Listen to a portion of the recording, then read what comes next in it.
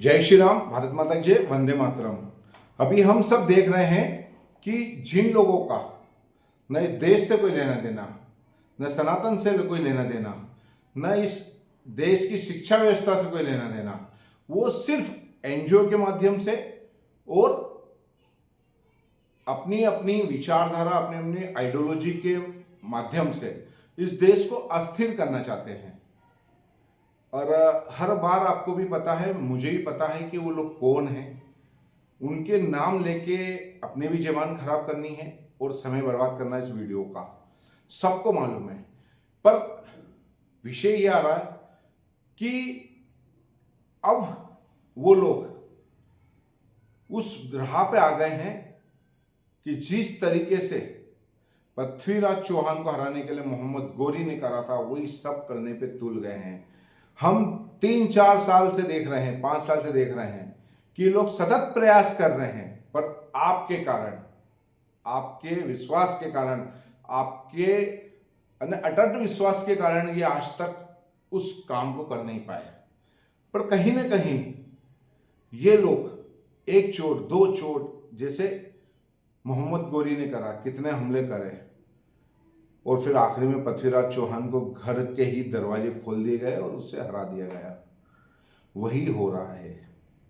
यानी कि बात थी शिक्षा जगत की, बात थी बच्चों की, जिनके बच्चे हैं, जो शिक्षा लेने वाले बच्चे हैं, जो माता पिता है, वो इस आंदोलन में, कॉकरोच आंदोलन में कहीं नहीं है। इस आंदोलन में वो लोग हैं जो मोहम्मद गोरी की विचारधारा को मानने वाले लोग हैं। मैं खुल के कहता हूं कि 2014 के बाद में वो सब मिला आपको, सनातन को, मुझे, हिंदुत्व को, जो मुझे चाहिए था। अच्छे अच्छे आए और अच्छे अच्छे गए चले गए, पर वो कुछ नहीं मिला जो मुझे चाहिए था। पर ये लोग अब एक चुनाव हारे, 2 चुनाव हारे, 3 चुनाव हारे, 4 चुनाव हारे, इन्हें पता चल गया है कि देश की सनातनी जनता, मैं जिहादी की बात नहीं कर रहा हूं, कम्युनिस्टों की बात नहीं कर रहा हूं, सेकुलरों की बात नहीं कर रहा हूं, वामपंथियों की बात नहीं कर रहा हूं, टुकड़े टुकड़े गैंग की बात नहीं कर रहा हूं, फिल्म इंडस्ट्री की बात नहीं कर रहा हूं, बुद्धिजीवी की बात नहीं कर रहा हूं, मैं सनातनी, कट्टर सनातनी की बात कर रहा हूं। उन्होंने इन्हें नकार दिया है। उसी का नतीजा है कि इन्हें समझ आ गया है कि अब ये चुनाव से नहीं जीत सकते हैं। अब इस देश में नेपाल की तरह, उसके बाद में आपका बांग्लादेश की तरह, श्रीलंका की तरह, पाकिस्तान की तरह, हर बार जब इस देशों में कोई घटना हुई तो इन्हें आत्मा आती थी। और हमारे देश के 5-6 नेता तो हमेशा ही बोलते रहते थे कि देखो उसमें देश में हो रहा, देखो उस देश में हो रहा, तुम कुछ नहीं कर रहे हो। ये हर बार चाह रहे थे कि ऐसा कुछ हो, पर हर बार आप सनातनियों ने इन्हें इनकी औकात बता दी। ये हर बार कोई टूल किट की तरह आते थे और आपने इन्हें नकार दिया।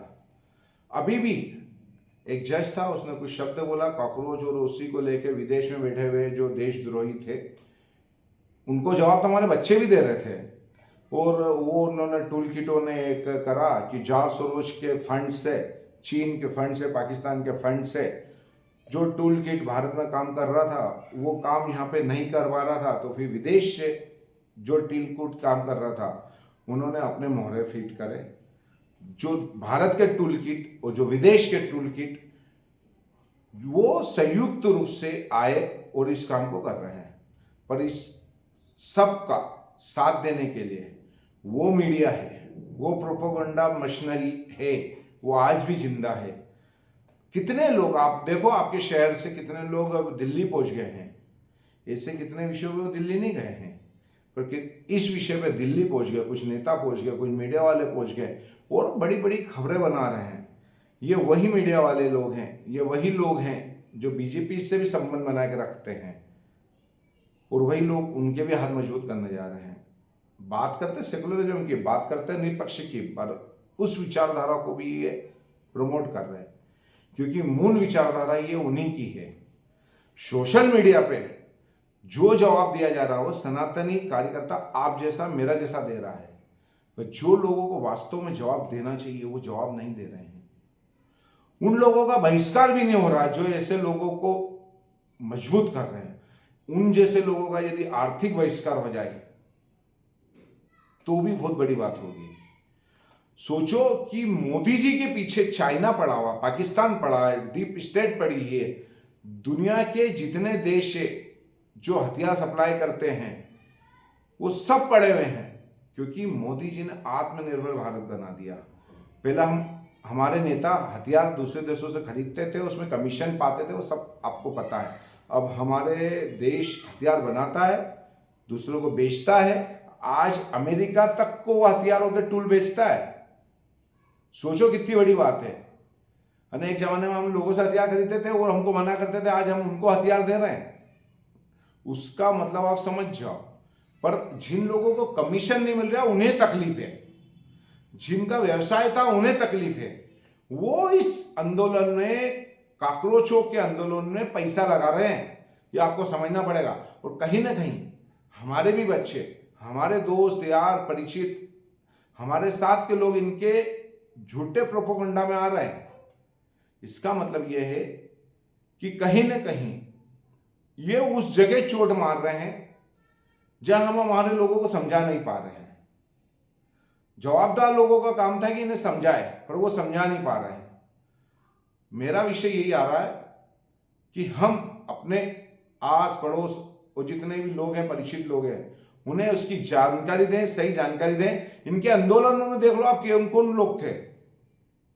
वो सारे लोग थे जो देश की सेना का विरोध करते हैं, सनातन का विरोध करते हैं, हिंदुत्व का विरोध करते हैं, मोदी का विरोध करते हैं, भारत माता को अपमानित करते हैं, सनातन को अपमानित करते हैं। वो सारे उस मंच पे और बात करते हैं। वो लोग बात करते हैं, वो लोग बच्चों की शिक्षा की। जिन बच्चों की शिक्षा की वो बात कर रहे हैं, वो बच्चे वहां है ही नहीं, उनके पेरेंट्स भी वहां नहीं है। वहां पे शुभ टूल किट है, देश विरोधी है, नक्सली है, वामपंथी है, माओवादी है, सेकुलर है, टुकड़े टुकड़े गैंग है, डीप स्टेट है, पाकिस्तान है, चीन के टूल किट है। इसके लिए याद रखो कि किस पार्टी ने चीन से समझौता करके उनसे पैसा लिया था, कौन अमेरिका के साथ बैठता, कौन विदेशों में जाके देश को बदनाम करता है, कौन व्यक्ति है जो एनजीओ के नाम से काम करता है। अब ये आपका फर्ज है कि मोहम्मद गौरी को पावरफुल करना है या पृथ्वीराज चौहान को। बात कर रहे हैं शिक्षा की। ये लोग शिक्षा में क्या दिया था आपको? इनने महाराणा प्रताप क्रांतिकारियों को इन्होंने खलनायक प्रस्तुत करा और विधर्मियों को नायक। वही आप इनसे शिक्षा लेना चाहते हो, इनने शिक्षा दी है, वही ये देंगे।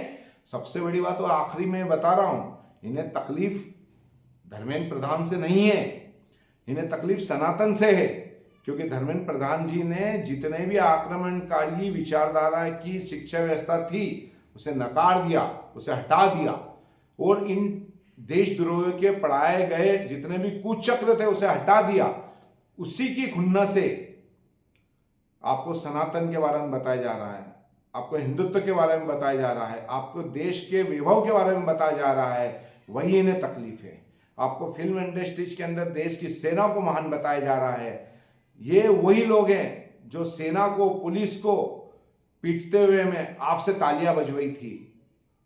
आपके माइंड गेम से खेला था इनने। अभी भी समय है, समझ जाओ, बाद में फिर आपको कोई भी पृथ्वीराज चौहान नहीं मिलेगा। जय श्री राम, भारत माता की जय, वंदे मातरम, हिंदू हिंदू भाई भाई।